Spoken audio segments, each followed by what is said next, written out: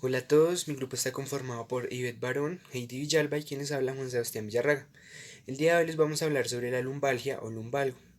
Este es un dolor que ocurre en la zona baja de la espalda, es decir, en el límite inferior de las costillas y en la zona glútea.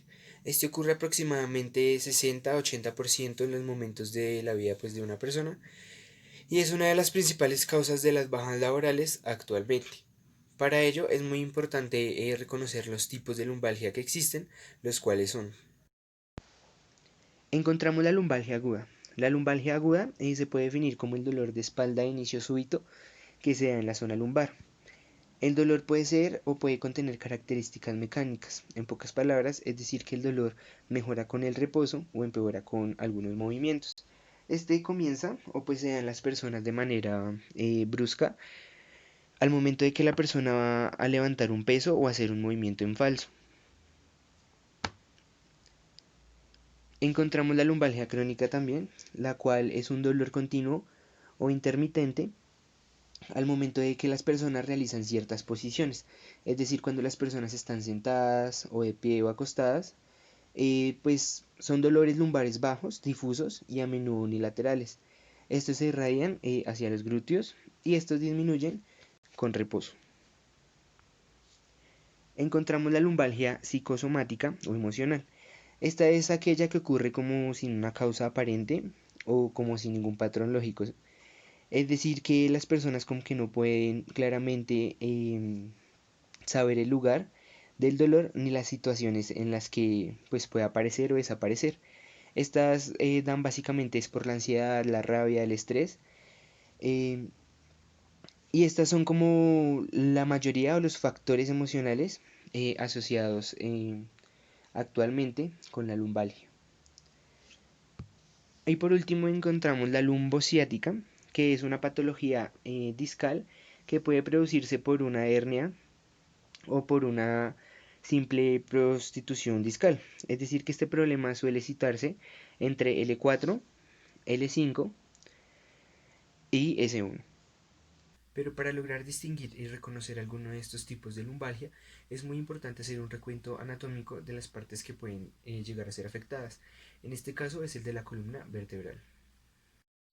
Buenos días, mi nombre es Heidi Villalba Santos, estudiante de fisioterapia de la Universidad Manuela Beltrán, y hoy les vengo a explicar un poquito sobre la región lumbar, lo que es sacro, región lumbar, región torácica y la región cervical. Columna lumbar. Entonces, la región lumbar está en la parte baja de la espalda y es la tercera región principal de la columna. En esta cada vértebra se encuentra apilada sobre la otra y en cada vértebra hay una especie de almohadón gelatinoso, lo cual se le conocen como los discos vertebrales. Cada uno de estos discos ayudan a absorber la presión, distribuir la tensión y evitan que las vértebras se raspen entre sí.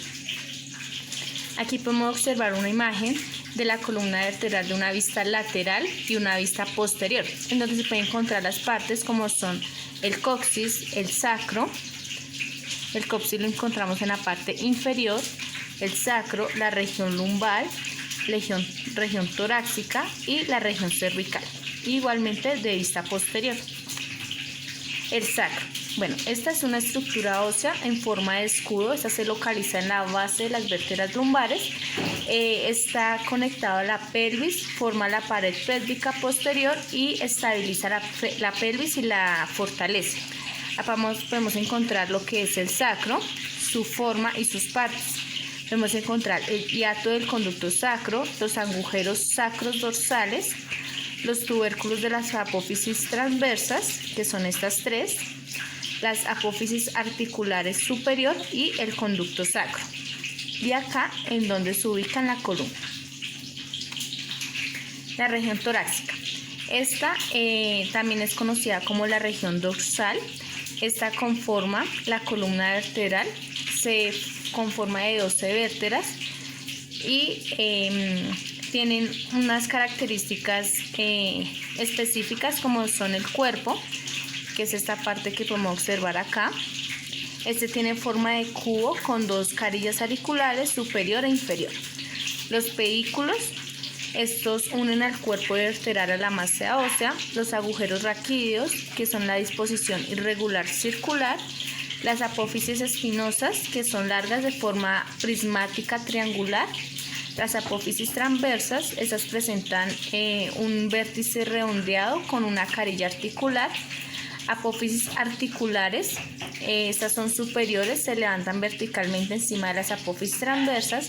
Láminas, que esas son cuadriláteras. Acá podemos observar una vista cefálica, una vista caudal.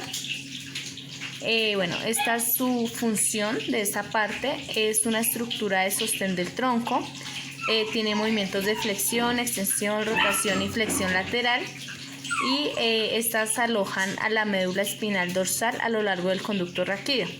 A través de orificios laterales salen los nervios intercostales. Acá se puede observar una imagen de las vértebras dorsales desde dónde hasta dónde van.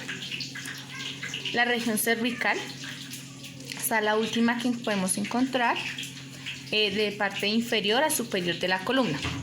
Esta está formada por 24 huesos llamados vértebras. Las primeras 7 vértebras forman la columna vertebral y a estas técnicamente se les conocen como vértebras de C1 a C7. La columna cervical está comenzando de la vértebra superior, o sea C1, atlas, que queda acá en la parte superior, conecta con la base del cráneo. En esta imagen se puede observar más específicamente cuáles son sus partes. Entonces encontramos la vértebra cervical o el atlas, que es el que conecta con el cráneo. La segunda vértebra cervical o axis, que es esta azul. La tercera, cuarta, quinta y sexta vértebra cervical. Y por último, la vértebra cervical o prominente séptima, que es esta. En cuanto a los músculos implicados en la lumbalgia, se encuentra el músculo psoas, el músculo ilíaco, el diafragma, el cuadrado lumbar, el músculo piramidal,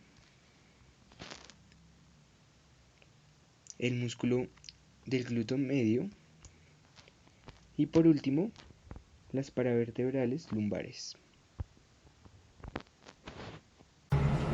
Hola, mi nombre es Ilse Lozano. Les voy a hablar sobre el origen, la definición, la etiología, signos y síntomas, diagnóstico y tratamiento de la lumbalgia. Bueno, como primera medida, el origen se da como una función nociceptiva moderada por el sistema nervioso central que recibe los impulsos aferentes provocados en los sensores neuronales y vehiculados por el sistema nervioso periférico, donde se sintetiza la información y se emiten los impulsos eferentes, vinculados también mediante el sistema nervioso periférico hacia los músculos, vasos sanguíneos y órganos. Se define como un dolor o malestar localizado entre el borde inferior de las últimas costillas y el pliegue inferior del glúteo, con o sin irradiación a una o ambas extremidades inferiores. Generalmente es acompañado de un espasmo, pues en algunos casos no lo es, que compromete las estructuras osteomusculares y ligamentarias del raquis y es muy probable en la población en general. Según las características del dolor y la naturaleza del proceso etiológico, se clasifican en lumbalgia no mecánica, lumbalgia mecánica con irradiación radicular y la lumbalgia mecánica simple sin afectación radicular o inespecífica. Dentro de los signos de alarma se encuentran los pacientes mayores de 50 años, antecedentes con neoplasia, obesidad, fuerza ejercida sobre la columna vertebral, pérdida de la masa muscular sin mejoría con tratamientos habituales, dolor en reposo, fiebre en personas inmunosupresoras, traumatismos previos, osteoporosis y en personas que toman corticoides y con el síndrome de la cauda equina. Nosotros como fisioterapeutas vamos a diagnosticar una persona haciendo una anamnesis, los signos y síntomas que ha tenido el paciente, la evolución del dolor, dónde se localiza y se irradia aquel dolor, el tipo y si es en reposo o no.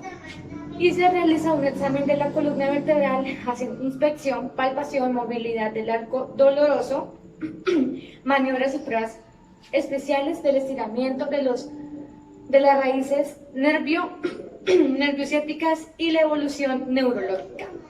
Bueno, dentro de los principales movimientos generadores de esa lumbalgia están los movimientos de flexión anterior, flexión con torsión y trabajo físico duro con repetición. Y ya por último, dentro del tratamiento en fisioterapia o las técnicas podemos emplear la termoterapia superficial, la intervención neuroreflejoterápica, el bloqueo sensitivo de la raíz nerviosa, la neuroestimulación eléctrica percutánea, la diatermia capacitiva, la TENS, masajes ultrasonidos y la reeducación postural.